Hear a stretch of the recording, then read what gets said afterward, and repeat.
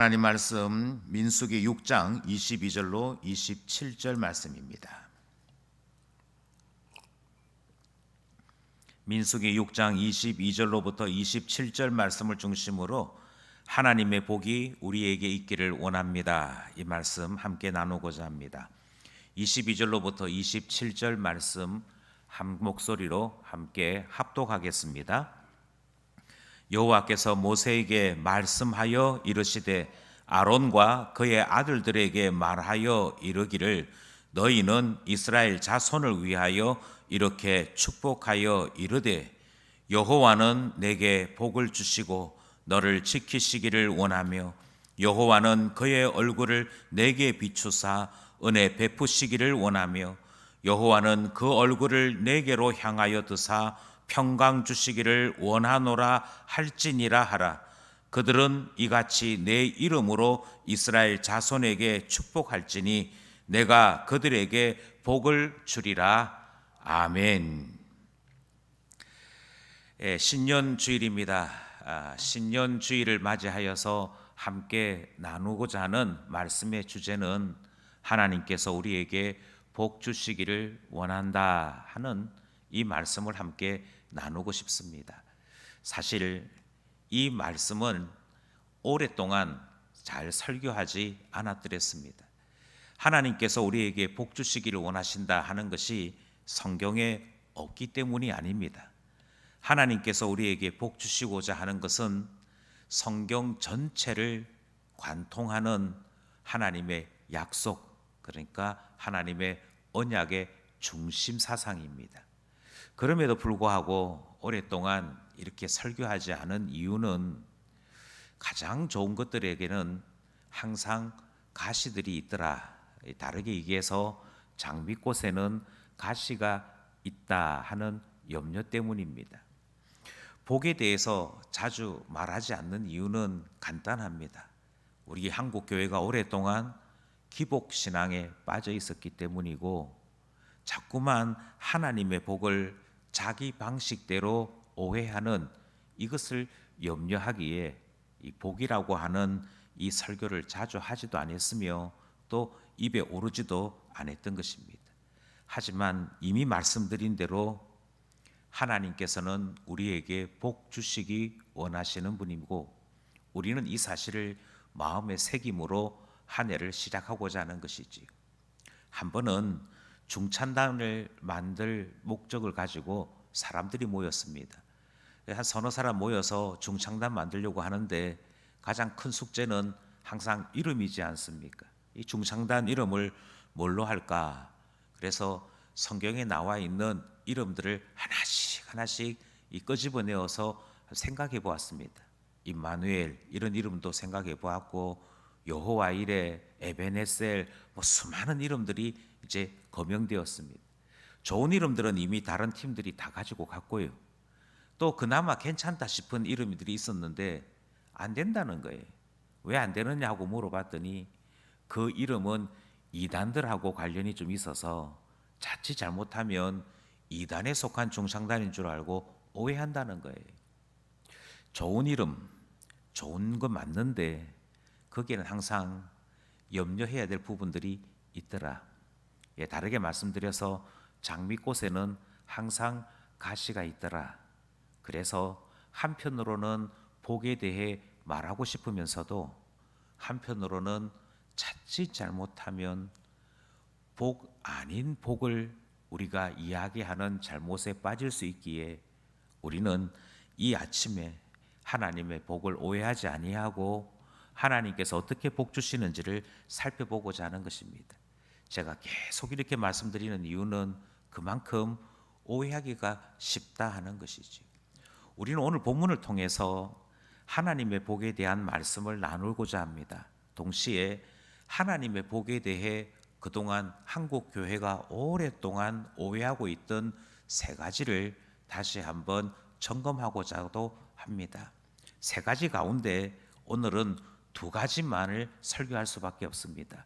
이유는 간단한데 이 세 가지를 다 설교하기에는 시간이 부족하기에 하는 수 없이 오늘은 두 가지만 말씀드리려고 하는 것이지요.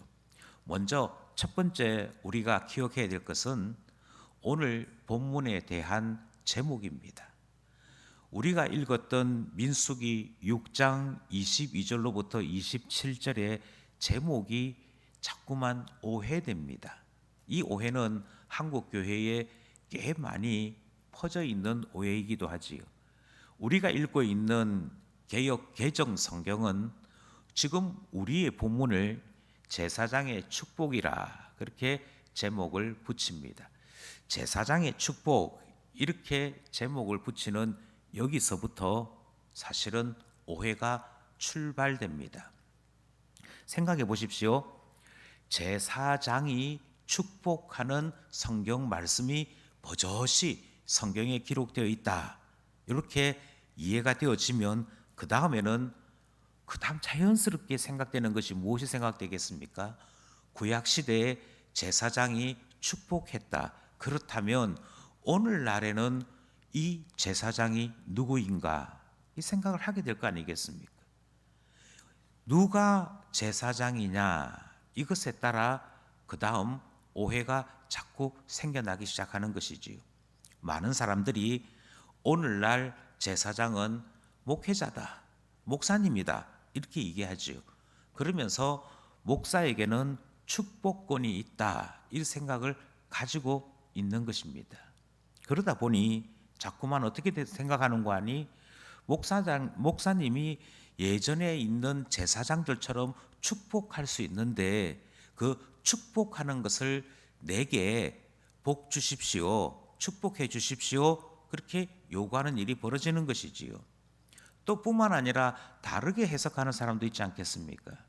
오늘날 제사장이 누구냐 이렇게 물으면 어떤 사람들은 만인 제사장설, 결국 목회자가 축복할 수 있는 사람인 것이 아니고 우리 모두가 다 주님 안에서 제사장 되었으니 나도 너도 축복할 수 있다 이 생각을 가지고 이제 그 다음 이 축복에 대한 권리를 사용하라 자꾸 이렇게 얘기하게 되는 것이죠.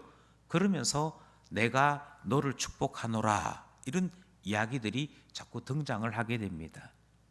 이것은 또 다르게는 내가 너를 축복하노라 하는 이 말이 왜 저 사람이 나는 말하지 않지 라고 하는 오해를 불러일으키게 되어 있고요. 이것이 결국 사랑함으로 누군가를 미워하는 이상한 이야기의 반복이 되더라 하는 것입니다. 여기서 중요한 오해가 있습니다. 본문의 제목을 제사장의 축복 이렇게 붙이면 안 됩니다. 이 많은 이야기 가운데 제사장이라는 단어나 축복이라는 단어도 잘못되어 있지만 무엇보다도 여기에는 심각한 문제가 있습니다.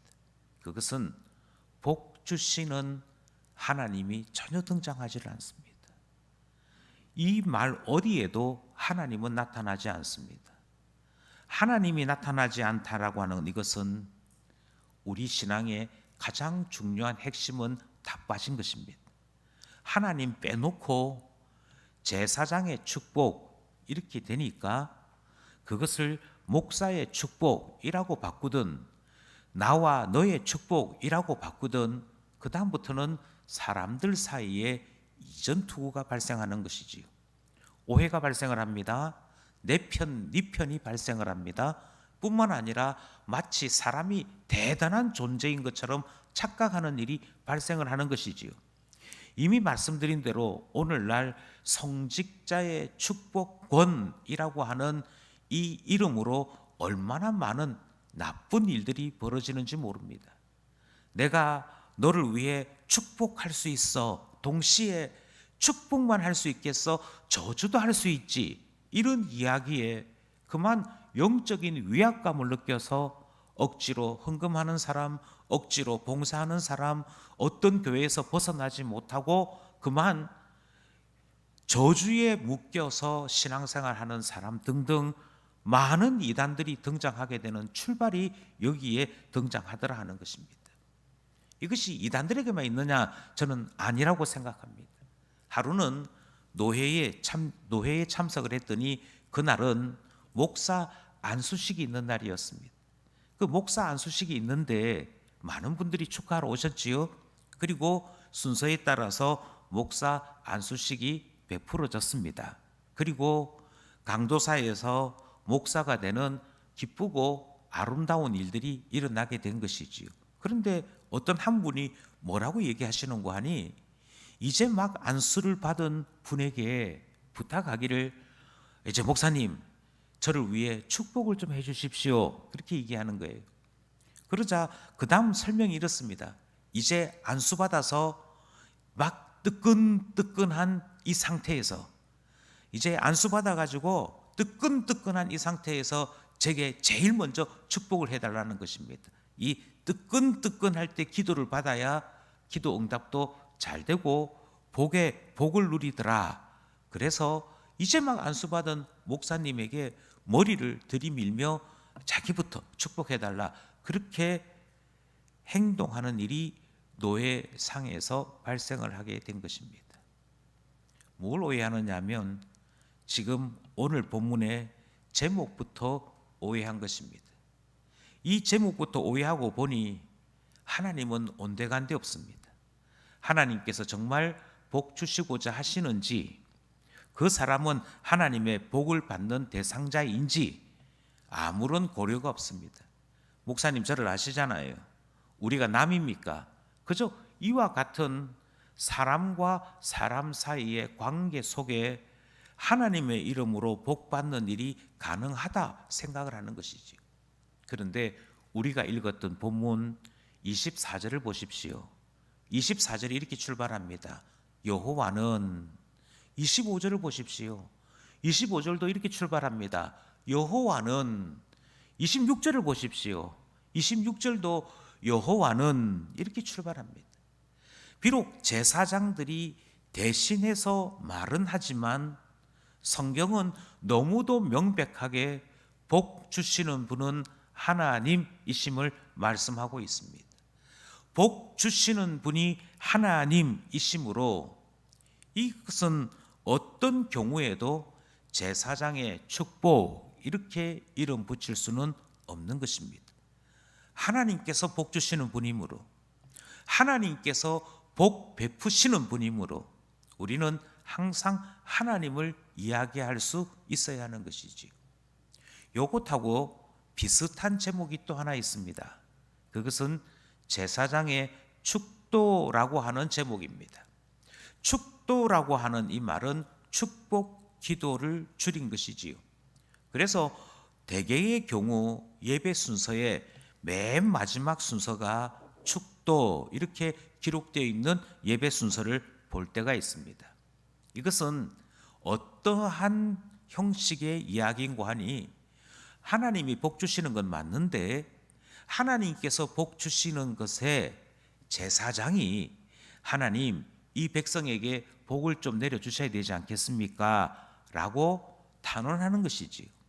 하나님 이 백성에게 제발 복을 좀 내려주십시오, 이렇게 탄원을 하면 하나님께서 그것을 들으시고, 아 그래 너가 그렇게 간절히 원하니 내가 복 줘야지 하고 복을 말씀하실 때 제사장이 하나님의 그 복 내리시는 음성을 듣고 다시 전달한다 하는 생각인 것이지요. 바로 여기서부터 제사장이 어떤 역할을 하는지가 이해되고 있습니다. 이 사람들의 생각은 이렇습니다. 하나님께서 복을 주시는 것이고 목회자는 이를 중개하는 자다 생각을 하는 것이지요. 목회자가 중개를 한다라고 생각을 하니까 모든 것들이 다 설명이 됩니다. 왜 기도 안 하느냐? 기도 안 하는 이유는 간단합니다. 그것은 내가 기도하는 것보다는 목사님이 원래 하나님과 중개하는 분이니까 내 기도보다는 목사님이 기도해 주셔서 하나님 저 집에 이런 기도 제목이 있는데 하나님 저 집에 이 기도 제목 따라 응답을 베풀어 주십시오 하고 하나님께 기도하면 하나님께서 들어보시고 응답을 다시 목회자에게 내려보내고 목회자가 그 응답을 받아서 내가 기도했더니 하나님이 이렇게 응답하시더라, 하나님이 이렇게 말씀하시더라, 이렇게 얘기함으로 하나님께로부터 복도 받고 응답도 받는다라고 생각하는 것. 그래서 목회자가 하나님 앞에 복 달라 기도하는 것이다. 그런 점에서 제사장의 축도 이렇게 제목을 붙이더라 하는 것입니다. 여기에는 또 다른 심각한 고민이 생깁니다. 이렇게 되면 하나님께서는 지금 누구에게 복 주시느냐, 그것에 대해 고민을 한참 해야 하기 때문이지요. 이스라엘 사람들은 이 생각을 제일 먼저 한 사람들이었습니다. 계속 말씀드립니다만 하나님이 친히 복 주십니다. 하나님께서 친히 복 주시는데 하나님께서 친히 복 주시는 분이심임을 잊어버리고 자꾸만 그 사이에 사람 끼워 넣는 일을 하는 것이지요. 우리는 우리와 하나님 사이에 중개하시는 분, 또 중보하시는 분이 있음을 알고 있습니다. 하지만 사람이 아닙니다. 아니, 엄격하게 말씀드려서 하나님은 친히 복 주시는 분이시지, 그 친히 복 주시는 일에 사람인 누군가를 대리자로 세우거나 중재자로 세워서 하나님이 복을 주실지 말지를 결정하시지 않습니다. 우리에게 있는 유일한 중보자는 예수 그리스도이십니다. 예수 그리스도만이 우리에게 중보하시는 분이시고, 예수 그리스도의 이름으로 기도해야 하는 것은 바로 우리의 기도는, 우리의 단어는 하나님 앞에 이르지 못함을 고백하기 때문이지. 따라서 중재자가 필요한 것은 기도일 때입니다. 기도이므로 우리는 모든 기도에 중재자의 이름으로 기도하게 되는 것이지요. 그래서 우리가 기도를 배울 때 어떻게 배우는 거 아니? 하나님 앞에 진심을 다해 기도해라. 그리고 맨 마지막에 끝을 낼 때에는 예수님 이름으로 기도합니다. 이렇게 기도해야만 한다라고 가르치는 것입니다. 왜 이렇게 가르치는 거 하니? 기도란 중재자의 이름 없이는 결코 하나님 앞에 도달할 수 없으므로, 우리의 눈물이든 우리의 가슴침이든 우리의 탄식이든 그것이 하나님 앞에 도달하지 아니하므로 반드시 예수 그리스도의 중보를 입어야만 하나님 앞에 도달하는 줄 알아 예수 그리스도의 이름으로 기도합니다. 이게 기도이거든요. 만약 제사장의 축복 기도라고 한다면 여기에는 예수님의 이름이 들어가야 합니다. 만약 목회자가 맨 마지막에 하는 것이 축복 기도라고 한다면 그 목회자도 주님 앞에 축복을 강구하고 난 이후에 예수님 이름으로 기도합니다 라고 끝을 맺어야 할 것입니다. 그런데 그렇게 하지 않지 않습니까? 있을지어다 하고 끝을 맺지 않습니까? 그러면 기도가 아닌 것이지요.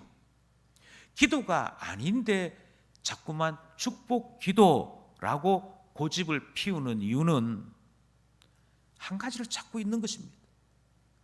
복은 하나님이 직접 주십니다. 하나님이 직접 베푸십니다. 그러니 여기에 오해가 없어야 할 것입니다. 여기에 자꾸만 오해를 해서 사람 집어넣고 그 사람이 영성이 있다 보니, 영역이 탁월하다 보니 하나님께서 그 사람의 기도는 잘 들어주시더라. 이것은 예수 그리스도를 모독하는 것이고 하나님을 모독하는 것입니다. 오직 하나님만이 복 주시는 분이시다. 그러면 목사님, 이 본문의 제목을 뭐라고 해야 합니까? 이 본문은 도대체 어떤 본문입니까? 이렇게 질문하게 되지 않겠습니까? 제사장의 축복도 아니고 제사장의 축도도 아니라고 한다면 이 본문의 제목은 무엇입니까? 이 본문의 제목은 이렇습니다. 하나님께서 제사장을 통하여 하나님의 뜻을 밝히신 것입니다. 내가 이러한 사람들에게는 복 내린다. 내가 누구에게 복 내리는고 하니 내가 이러이러한 사람들에게는 복을 내리고 내가 내리는 복은 이러이러한 것이 내가 사람들에게 베푸는 복이다 라고 하는 것을 선언하시는 것입니다. 우리는 하나님께서 복 내리시는 것이 이러이러한 사람들에게 복이 있다라고 말씀하는 것인 줄을 알아. 주님 앞에 강복에 대한 선언을 듣는 것이지요. 하나님이 이 사람들에게 복 내리시는구나. 하나님이 이러한 사람들에게는 복을 주시는구나. 그분이 우리 하나님이시구나. 그러므로 내가 이런 사람 되어야겠구나. 그것을 다시 깨닫는 시간이 강복 선언의 시간인 것입니다. 따라서 여기에는 기도가 아니므로 하나님은 이러이러한 자에게 복 주신다라고 끝나는 것이고 이러이러한 사람들에게 복이 있을지어다라고 끝나는 것이지요. 그러므로 오해하지 마십시오. 하나님이 친히 복 주시는 분이시다. 그 하나님께서 어떤 자에게 복을 주시는지 분명히 알아야만 하나님께로부터 복 받을 수 있음을 우리는 배우게 되는 것입니다. 그러므로 다시금 말씀드립니다. 하나님이 누구에게 어떤 복 주시는지를 우리는 제사장을 통해 목회자를 통해 예배 때마다 확인하는 것이죠. 이것을 우리는 두고 언약의 갱신이라고 얘기합니다. 하나님이 누구에게 복 주시는가? 하나님이 어떤 자에게 복을 주시는가? 하나님의 복은 어떤 것인가? 오늘도 다시 한번 그 선언을 들음으로 하나님 안에 이렇게 살아가야 할 것을 다시 결심하는 것, 그것이 오늘 민수기 본문의 핵심이고 예배 끝부분에 강복 선언을 하는 의미다 하는 점을 말씀드리는 것이지요. 두 번째 오해가 있습니다. 두 번째 오해는 바로 복 받는 대상자에 대한 오해입니다. 복 받는 대상자에 대한 오해를 우리는 자꾸만 본문 떠나서 착각하기 시작하는 것이지요. 이것은 유대인들이 제일 먼저 했습니다. 유대인들은 자기 자신들은 오늘 본문의 주인공이라고 믿었습니다. 오늘 본문의 주인공이라고 믿은 이유는 하나님은 내게라고 이야기할 때, 하나님은 내게 복을 주시고 라고 얘기할 때 바로 너는 누구냐 하면 우리다 우리, 그렇게 말했던 이유는 우리가 아브라함의 자손이잖아. 우리가 바로 이스라엘로 불려지는 선택받은 민족이잖아. 바로 이 생각 때문에 당연히 우리라고 생각한 것입니다. 이 유대인들의 이런 생각은 사실 교회에도 영향을 미쳤습니다. 교회도 영향을 미쳐서 교회에 있는 사람들은 어떻게 착각을 했는가 하니 우리가 교회 안에 있으므로 교인인 것이고 교인인 우리에게 하나님은 당연히 복 주신다라고 생각하는 것입니다. 교인인 것이 바로 복 받는 대상자 되는 것, 저절로 그렇게 생각하는 것이죠. 그런데 바로 여기서부터 착각이 있습니다. 아니, 왜 하나님은 나에게 복 주시지 않는가? 나는 교인이 아닌가? 여기에는 오늘 본문을 잘못 이해한 오해가 심각하게 있다 하는 것이지요. 성경이 어느 때 복 주셨는지 다시 한번 곰곰이 생각해 보십시오. 교회 다녔기 때문에 복을 주셨다면, 이스라엘 사람이기 때문에 복을 주셨다면 성경에 저주받을 이스라엘 사람은 없어야 할 것입니다. 성경에서 하나님께로부터 책망받는 교인은 없어야 할 것입니다. 그런데 그렇지 않습니다. 아니, 반대로 성경에서 어떤 사람들에게 복을 주셨는지를 다시 한번 찬찬히 한번 살펴보십시오. 성경에서 말씀하시는 하나님께서 복 주셨다라고 하는 사람 가운데 가장 대표적인 사람들은 아담과 하와일 것입니다. 하나님께서 그들에게 복 주시고 그리고 말씀하십니다. 생육하고 번성하라, 이렇게 말씀하셨지요. 우리의 첫 번째 조상 아담이 바로 이와 같은 복의 사람이었습니다. 그리고 모든 사람들이 다 죽고 8사람만 남는 일이 발생을 했습니다. 그때의 일은 노아 홍수 사건이었습니다. 노아는 하나님께서 주신 명령을 쫓아서 방주를 지었습니다. 그리고 사람들에게 틈틈이 전도했습니다. 하나님께서 이 땅을 심판하신다, 물로 심판하신다. 그러나 어떤 사람도 말을 듣지 아니했고 노아와 그의 가족 8명만이 준비된 방주에서 살아남을 수 있었습니다. 그 준비된 방주에서 살아남게 되었을 때 창세기 9장 1절을 보시면 하나님께서 그곳에서부터 나온 노아에게 복을 주시는 말씀이 등장을 합니다. 창세기 9장 1절, 하나님이 노아와 그 아들들에게 복을 주시며 그들에게 이르시되 생육하고 번성하여 땅에 충만하라, 그렇게 말씀하시는 말씀이 기록되어 있습니다. 노아에게 복 주십니다. 그 아들들에게 복을 주십니다. 그리고 우리는 9장을 읽으면서 하나님이 왜 노아에게 복 주셨는지, 그 아들들에게 복 주셨는지를 알게 됩니다. 노아와 그 아들들 외에는 다 죽었습니다. 그것이 지금 우리가 봐야 될 상황이지요. 노아뿐만이겠습니까? 아니요. 믿음의 조상 아브라함을 한번 보십시오.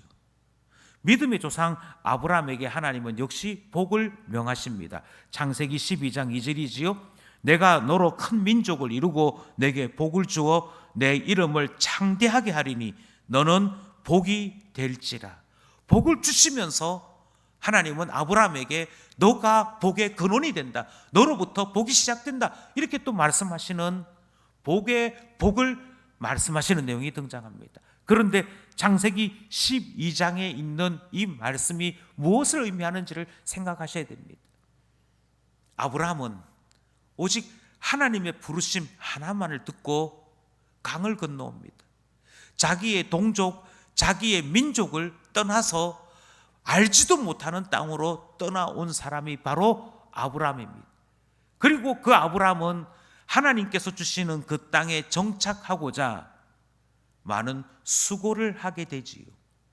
아버지의 품을 떠나서, 살고 있던 동족의 품을 떠나서 강을 건너오게 되었을 때, 그때 하나님께서 아브라함에게 복을 주십니다. 오직 하나님 한 분의 약속만을 믿고 강을 건너온 바로 그 아브라함에게 내가 너로 복 준다, 내가 너에게 복을 주되 큰 민족을 이루게 하겠다, 내가 너에게 복을 주어 너의 이름을 창대하게 하겠다, 내가 너에게 복을 주어 복의 근원이 되게 하겠다, 그렇게 말씀하시는 놀라운 선언이 언제 일어났느냐? 아브라함이 순종했을 때 일어났습니다. 아니 그뿐만입니까? 아브라함 이야기를 한 번 더 하자면요, 창세기 22장에도 아브라함에게 복 주시는 내용이 등장합니다.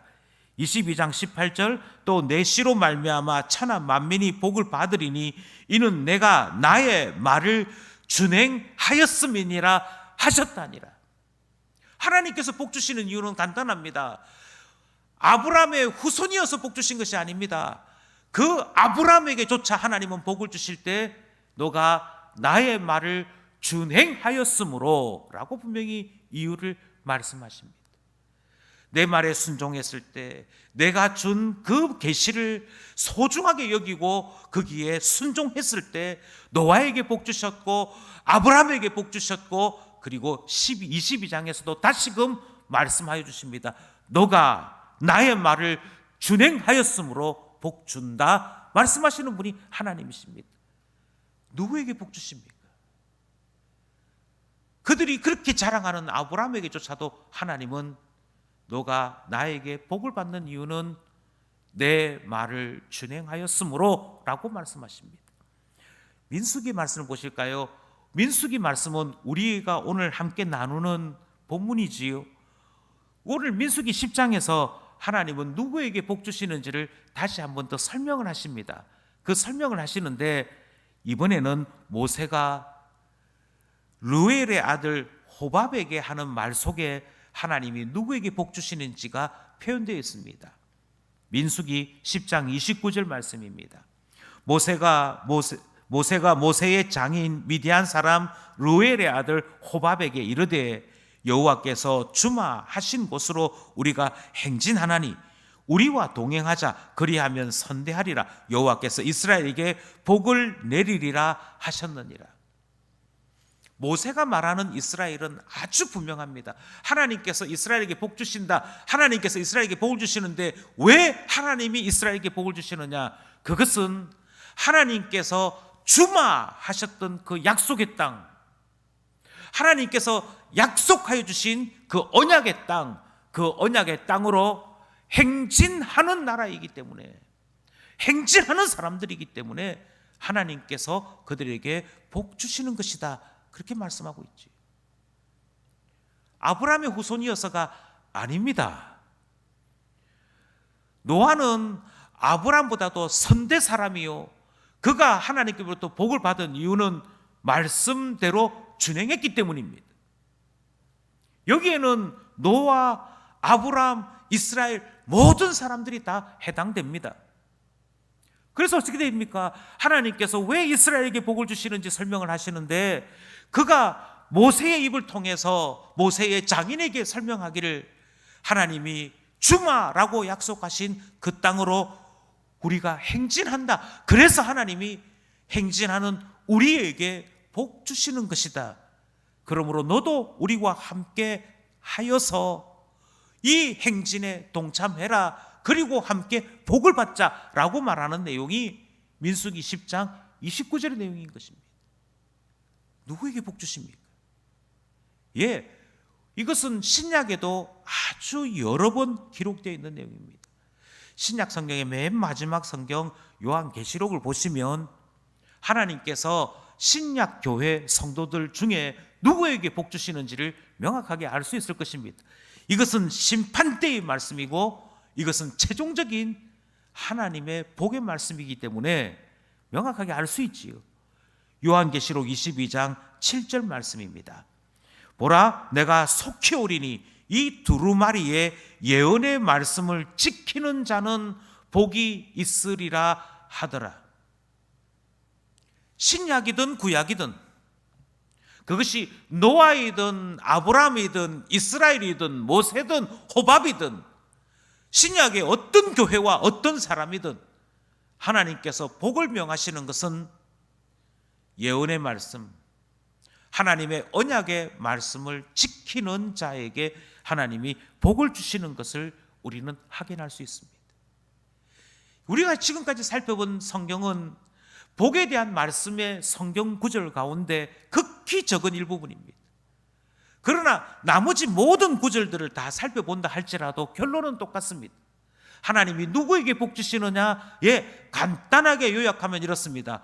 주 안에서 행하는 자, 주님의 말씀을 따라, 주님의 뜻을 따라 그 말씀에 순종하는 자가 복 받는다. 이것이 우리가 성경을 통해 확인하는 바인 것이지. 이 사실은 본문 안에서도 명확하게 분명히 보여지는 내용입니다. 본문의 내용이 무엇인고 하니, 본문은 민수기 6장에 등장하는 말씀입니다. 민수기 6장에 등장하는 이 말씀이 어떻게 베풀어지는지 우리는 생각해 봐야 합니다. 여기에 등장하는 이스라엘은 누구인가? 예, 여기에 등장하는 이스라엘은 지금 애굽 땅에 살았던 사람들이 약속의 땅으로 가고자 준비하는 과정 속에 있는 자들입니다. 왜 이들은 애굽 땅에 살게 되었는가? 예, 그것은 야곱이 하나님께로부터 이끌림을 받아 애굽에 내려왔기 때문입니다. 그런데 그 야곱도 처음부터 애굽 땅에 살고자 했던 것이 아닙니다. 하나님께서 우리 조상 아브라함에게 그리고 내 아버지 이삭에게 주신 땅은 바로 여기 이 땅, 약속의 땅이다. 그러므로 나는 결코 팔레스틴 땅을 떠날 수 없다. 이것을 제일 먼저 강하게 주장한 사람이 야곱이었습니다.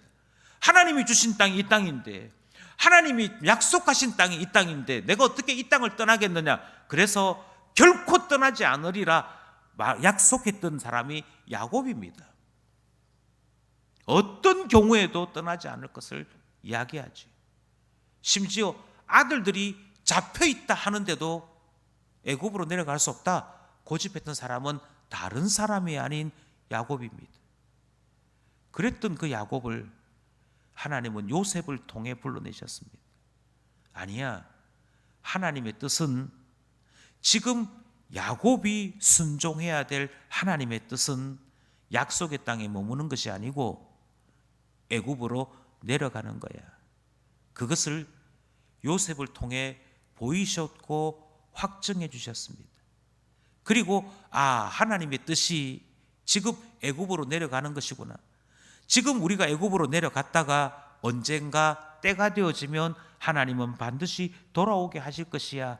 그래서 그 아들 요셉에게 내 뼈를 약속의 땅에 묻어라, 그렇게 유언하는 사건이 일어났습니다. 그때 내려왔지요. 그때 내려와서 그들은 왜 하나님이 애굽으로 부르셨는지 사실은 알지도 못하면서 순종했던 때가 그때였습니다. 그때 내려올 때 75명 내려옵니다. 75명 내려왔다가 그곳에서 요셉의 때로부터 시작을 해서 무려 400년을 살게 되는데요, 400년 사는 동안에 어떤 일이 벌어졌는가 하니, 한 가족이었던 이들은 12개의 지파로 나누어져서 튼튼한 나라를 형성할 수 있을 만큼 엄청난 민족이 되어졌습니다. 엄청난 민족이 되어져서 그곳에서 큰 세력으로 눌러앉아 살 수 있게 된 것이지요. 그러자 이번에는 하나님께서 모세를 보내십니다. 모세를 보내시고는 애굽에 눌러앉아 있는 그곳에서 그냥 그대로 살기를 원하는 이스라엘을, 아니야, 이제 나라가 되었으니, 민족이 되었으니 약속의 땅으로 들어가서 하나님 나라 해야지 하고 불러내시는 일이 벌어집니다. 그 불러내는 사건이 출애굽기지요. 그 출애굽기를 통해서 이들은 시내 산이라고 하는 곳까지 도착하게 되어집니다. 그리고 그 시내 산에서 1년을 머뭅니다. 1년을 머물고 있다가 하나님께서 이제 1년이 지나고 난 다음에 그들에게 말씀하시는 것이지요. 이제 광야로 가야지. 이제 이 광야로 가서 약속의 땅까지 행진해야지. 하나님께서 이 말씀을 민수기 처음에서부터 하십니다. 인구를 조사합니다. 인구 조사를 먼저 하고, 그리고 모세는 온 이스라엘 백성들에게 광야로 떠날 준비를 시킵니다. 광야로 떠날 수 있도록, 그래서 광야에서 생활할 수 있도록 모든 거처를 장막으로 만듭니다. 텐트 생활하게 하는 것이지요. 그뿐 아니라 이동하기에 좋게끔 모든 것들은 간소하고 간편하게 만듭니다. 그리고 모든 준비 끝에 무엇을 준비시키는고 하니, 가장 분명한 준비, 너 이 광야를 지나서 약속의 땅에 갈 마음이 있느냐? 하나님 안에 살아갈 마음이 있느냐? 하나님께 복이 있는 줄을 믿고 그 하나님께 속하여 살아갈 뜻이 있느냐? 그것 준비시킵니다. 그 준비가 무슨 준비냐 하면 제사에 대한 설명을 하는 것이지요. 제사가 있다. 하나님 앞에 우리가 드려야 될 제사가 무엇인가 하니, 우리 죄를 위해서 드려야 될 제사가 있고, 우리 공동체를 위해 드려야 될 제사가 있다. 그러나 하나님과 우리의 관계를 위해 드려야 될 제사가 있다. 그래서 집중적으로 속죄제와 화목제에 대한 설명을 행하게 됩니다. 그러자 이스라엘 백성들이 하나님 앞에 속죄 제사를 드리고 화목 제사를 드리면서 우리가 광야로 떠날 마음이 있습니다, 이야기를 하게 되는 것이지. 그뿐만이 아닙니다. 가장 놀라운 절정은 나실인에서부터 등장합니다. 그저 우리의 죄를 드리는 것, 우리의 죄를 고백하는 것, 하나님 앞에, 하나님 이제 더 이상 하나님과 화평하고 싶습니다, 화목하고 싶습니다, 그 마음을 고백하는 것만으로 끝나는 것이 아니라, 하나님 내 삶을 드리겠습니다, 나 자신을 하나님을 위해 온전히 드리겠습니다. 그것이 나실인 제사였습니다. 그 나실인 제사까지 설명했을 때 이스라엘 사람들 가운데 하나님 앞에 나 자신을 드리겠습니다라고 하는 나실인이 등장해 나오게 된 것이지요. 그때 드려졌던 말씀이 바로 오늘 본문 말씀입니다. 그때 선포되었던 하나님이 너에게 복 주신다, 이렇게 말씀하시는 내용이 등장하는 것입니다. 하나님의 약속의 말씀을 따라 광야로 나갈 준비가 되어 있는 그들에게 하나님은 복을 선포하신 것이고요, 하나님, 나 자신을 드리겠습니다. 하나님 앞에 내 생명을 드리겠습니다. 그렇게 이야기할 때, 그래, 나는 너에게 복 준다, 내가 너를 지킨다, 이렇게 말씀하시는 놀라운 선언이 등장하는 것이 오늘 본문의 내용 아니겠습니까? 그러니 오늘 본문도 우리에게 명확하게 말씀하시는 것이죠. 하나님이 누구에게 복 주시는가? 주님 안에 있는 자에게요. 주님의 말씀을 따라 광야로 나갈 준비를 하고 광야에 나갈 수 있는 사람에게 하나님이 걱정하지 마, 내가 너와 함께해, 내가 너를 지킬 거야, 내 눈이 너를 쳐다보고 있어, 내가 너에게 평안을 줄 거야, 그렇게 말씀하시는 것이 오늘 본문의 내용 아니겠습니까? 그러니 저는 계속해서 하나의 사실을 말씀드리고 있습니다. 하나님이 누구에게 복 주십니까? 하나님은 주 안에 행하는 자에게 복을 주십니다. 우리는 이 사실을 오늘 본문의 제사장들이 전하여 준 강복 선언을 통해 확인하게 되는 것이죠. 하나님이 이런 사람과 함께 하시는구나, 이런 사람에게 복을 주시는구나 깨닫게 되는 것이지요. 그렇다면 이제 우리는 이 말씀을 우리 것으로 삼을 수 있어야겠습니다. 하나님께서 주신 이 말씀을 따라 그렇다면 누가 주님 안에서 행하는 사람일까를 생각해 볼 수 있어야 하는 것이죠. 어떤 사람이 주 안에 행하는 사람이겠습니까? 이미 말씀드린 대로 저는 교회를 다닌다고 주 안에 있는 사람이 되는 것 아니라고 말씀드렸습니다. 유대인들이 아브라함의 후손이므로 당연히 복을 받는다라고 생각한 것이 어리석은 생각인 것처럼 교회를 다니는 것이 하나님의 복을 받는 완전한 요건이라고 생각하는 이 생각은 버리셔야 합니다. 많은 사람들이 그렇게 생각했으나 구원에 이르지 못하거나 하나님의 복에 이르지 못하는 이중적인 삶이 나타났기 때문인 것이죠. 그럼 우리는 다시금 물어야 합니다. 교회 다니는 것 말고 내가 주님 안에서 행하는 자임을 어떻게 나타낼 수 있겠습니까? 내가 주님 안에 있는 사람인 것을 어떻게 표현할 수 있겠느냐는 것이지요. 주일 예배에 꾸준하게 나오면 주 안에 있는 것입니까? 내가 안 하던 기도를 하게 되면 주 안에 있는 것입니까? 내가 돈에 대해 쩔쩔 매는 사람인데 그렇게 아끼고 소중히 여기는 돈을 헌금하면 주 안에 있는 사람이겠습니까? 아니요. 이것은 여전히 주님 안에 이루고자 애쓰는 모습이지 주 안에 있는 것은 아닙니다. 그러면 누가 주 안에 있는 사람이냐? 내가 주 안에 있는지 아닌지를 그럼 어떻게 알 수 있느냐? 이것에 대해 우리는 질문해야 하는 것이지. 저는 자기 자신을 점검할 때 내가 주 안에 있는지 아닌지를 가장 명확하게 볼 수 있는 기준점은 일할 때라고 생각합니다. 우리는 일자리를 위해 기도했던 사람들입니다. 하나님, 저를 사용해 주십시오. 저에게 일자리를 주십시오. 그래서 청년 때에 취업을 위해 기도합니다. 아니, 청년 때뿐만이 아니라 어느 정도 일을 마치고 정년 은퇴를 했거나 또는 제2의 일자리를 구해야 되는 상황이 있을 때에도 우리는 신자임으로 기도부터 시작하지요. 그리고 우리는 하나님 앞에 하나님이 나를 사랑하시는지 아닌지를 기도함으로 확인하게 됩니다. 하나님, 저 사랑하시지요? 저에게 기도 제목이 있습니다. 일자리가 필요합니다. 저에게 기회를 주십시오. 저에게 일할 수 있는 일자리를 주십시오. 이 계약이 성사되게 해주십시오. 이런 모든 기도들은 하나님이 나와 함께 하시는 분인지를 확인하기 위해 드렸던 기도 아니겠습니까? 하나님이 복 주시는 분이신 줄을 알고 드렸던 기도가 아니겠습니까?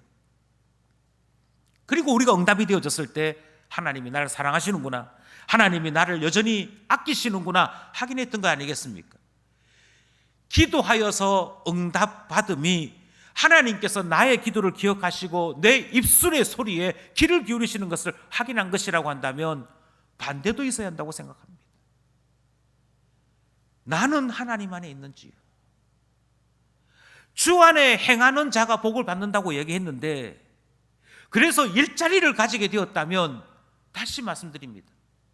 나는 주 안에 있는지요? 나는 주님 안에서 행하는 자 맞는지요? 주님께로부터 기도 응답을 받아 얻게 된 그 일자리에 어떤 자세로 일하시는지요? 저는 성도들이 일을 하는 두 가지 자세가 있다고 생각합니다. 모든 성도들은 두 가지의 자세 안에 속합니다. 하나는 주님이 주신 일자리이므로 주님 안에서 이 일을 감당해야지 하는 사람이 있다고 생각합니다. 그런데 반대가 있지요. 그것은 세상 사람들이 생각하는 일자리 생각과 같습니다. 일자리란 나를 위해 있는 것입니다. 일자리란 나를 위해 있는 것이므로 나의 만족, 나의 성취, 나 자신을 드러내는 것, 그래서 나 자신을 위한 것으로 일자리를 생각하는 삶이 있습니다. 이 둘 가운데 누가 주 안에서 행하는 자입니까? 우리는 예배를 드리고 성경을 읽고 기도는 하지만 정작 일할 때 왜 일하는가? 거기에 우리 신앙의 근본 위치가 다 노출된다고 생각하는 것입니다. 일에 대해서 이렇게 말씀을 드리는 것은 일할 때 우리의 마음속에 내 삶을 하나님께 드립니다 하는 사람의 태도와 하나님 앞에 복 받으면 좋은 것이고 아니면 힘이 좀 들겠지 하는 이 정도의 생각의 차이가 나타나기 때문이지요.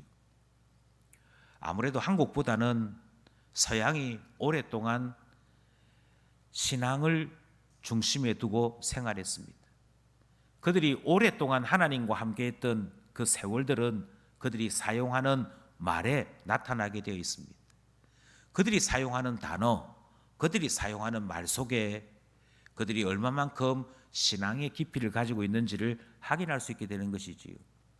일이라고 하는 것을 영어 사전에서 찾으면 대략 다음과 같은 단어들이 나타납니다. job, work, occupation, labor, career, profession, trade 이런 단어들이 다 일을 나타내는 단어들입니다.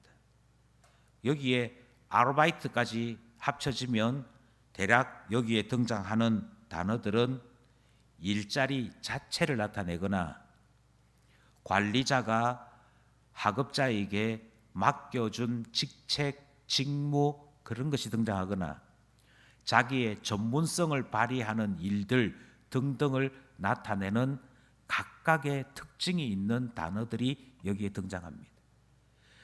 이 단어들마다 다 의미가 조금씩 다릅니다. 조금씩 다르지만 공통점이 딱 하나 있습니다. 여기에 등장하는 모든 단어들은 재정 창출의 출발로서의 일입니다. 자기가 가지고 있는 실력을 드러내는 현장으로서의 일입니다. 자기 만족의 출발로서의 일입니다. 그러니 여기에 등장하는 그 어떤 단어의 일이든 내가 행복하지 않거나 내가 죽을 것 같거나 나에게 고통이 되거나 어려움이 생기면 당장 그만둘 수 있는 일입니다. 왜냐하면 자아실현, 자기 만족을 위한 일이기 때문입니다. 그리고 우리는 어느샌가 이 단어를 그리스도인들이 사용하기 시작합니다. 요즘 무슨 일 하십니까? 예, 어떤 일 합니다. 어때요? 월급이 적어서 환경이 좋지 않아서 그래서 때리치운다라고 얘기합니다. 그 일 달라고 기도했던 것 잊어버리는 것이지요. 하나님께서 그 일을 맡기셨음을 잊어버리는 것이지요. 예, 물론 하나의 직업이 끝까지 가야 된다. 그것을 말씀드리는 것은 아닙니다. 하나님께서 이 일을 맡기셨다면 이 일을 왜 맡기셨는지, 무엇이 이 일에 순종하는 것이고 헌신하는 것인지 그것이 등장해야 합니다. 하나님이 이것 하라고 나를 부르셨구나. 그게 일이지요. 이때 사용되어지는 영어 단어가 vocation이라고 하는 단어입니다. 이 단어를 우리 사전에서는 천직 또는 소명이라고 번역합니다. 예, 그리스도인들은 모든 일자리들을 천직, 하나님이 내게 주신 일이라고 생각했습니다. 그것이 일의 출발이었습니다. 그리고 우리는 일을 하는 것을 통해 우리의 생의 전부를 사용할 뿐 아니라 그 일 속에 하나님을 향한 사랑, 하나님 앞에서의 순종이 포함되어 있던 것입니다. 하나님께서 나를 보내신 이유가 무엇인지 아직은 잘 모르기에 그저 순종할 뿐입니다. 할 수 있을는지는 모릅니다. 하나님께서 이 일을 위해 나를 보내셨구나 깨달아서 더 큰 기쁨으로 일할 수 있을는지도 모르겠습니다. 중요한 것은 일 순종 자체가 하나님께서 내게 말씀하셨으므로 주님의 뜻을 따라 행합니다 라고 하는 것이었다는 것이죠. 조그만한 일에 원망과 불평으로 그만두는 일이 없었습니다. 왜냐하면 하나님이 누구에게 복 주시는고 하니 바로 주 안에서 행하는 자에게 복 주심을 믿는 신앙이 우리 신앙이기 때문에. 주일학교 설교 가운데 종종 등장하는 한 사람이 있습니다. 백화점 왕이라고 불려지는 미국의 한 신앙인이지요. 그는 어렵게 엘리베이터에 버튼 눌러주는 엘리베이터 보이로 그의 직장 생활을 시작합니다. 다른 모든 사람들에게 그 직장은 하찮은 일거리였습니다. 누구나 할 수 있는 일이었고 언제 잘려도 이상하지 않는 일이었습니다. 하지만 이 백화점 엘리베이터에서 청수를 눌러주는 이 청년은 백화점을 찾은 자에게 끊임없이 질문했습니다. 쇼핑하셨군요. 만족하셨습니까? 불만족했다면 왜 무엇이 문제였습니까? 그것을 꼼꼼하게 메모지에 적었습니다. 왜냐하면 그 일은 하나님이 주신 것이라 믿었기 때문입니다. 하나님이 나를 이 자리에 세운 이유가 있다고 믿었기 때문입니다. 어느 날 그 백화점의 최고 관리자가 그 백화점 엘리베이터에 타게 되어집니다. 그리고 질문하게 되죠. 뭐가 문제일까? 왜 우리 백화점에 뭐가 문제이기에 최근에 매상에 이렇게 영향이 있는 것일까? 그때 워너메이커라고 하는 이 엘리베이터 백화점 왕이라고 하는 불렸던 이 사람이 메모지를 꺼내들고 이야기합니다. 죄송합니다. 제가 말해도 될까요? 제가 저희 백화점의 고객들에게 물어보니 이것이 문제라고 합니다. 이것이 문제라고 합니다. 그리고 이런 이야기도 있습니다. 그 이야기를 듣던 최고 관리자가 자네 다른 일 해보지 않겠나? 그리고 그는 이후에 그 백화점뿐만 아니라 백화점의 왕이라 불려지는 명예까지 얻게 되어집니다.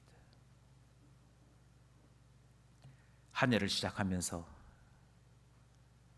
담임 목사인 제 마음은 우리 기쁜 가족들이 하나님께로부터 복받는 사람 되기를 원하는 마음 가득합니다. 그리고 우리는 하나님 말씀 앞에 다시 서는 것이지요. 목사가 원한다고 하나님이 복 주실 것 같으면 만날 때마다 복받을지어다 복받을지어다 하면 되지 않겠습니까? 그러나 성경이 하나님이 누구에게 복을 주신다고 말씀하고 있습니까? 성경이 하나님의 복을 이렇게 말씀하십니다. 주님 앞에 부름 받은 자, 주님 앞에 부름 받아 주의 뜻대로 자기의 삶을 드리는 자, 그 사람이 복이 있다 말씀하십니다. 이스라엘 백성들은 광야로 행진하는 것이 주의 뜻이었고요. 그럼 나는요?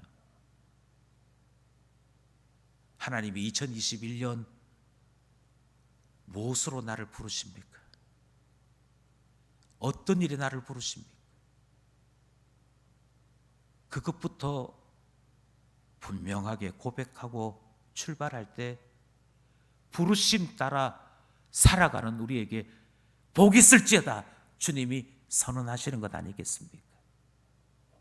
이 복이 모든 기쁜 가족들에게 있기를 소원합니다.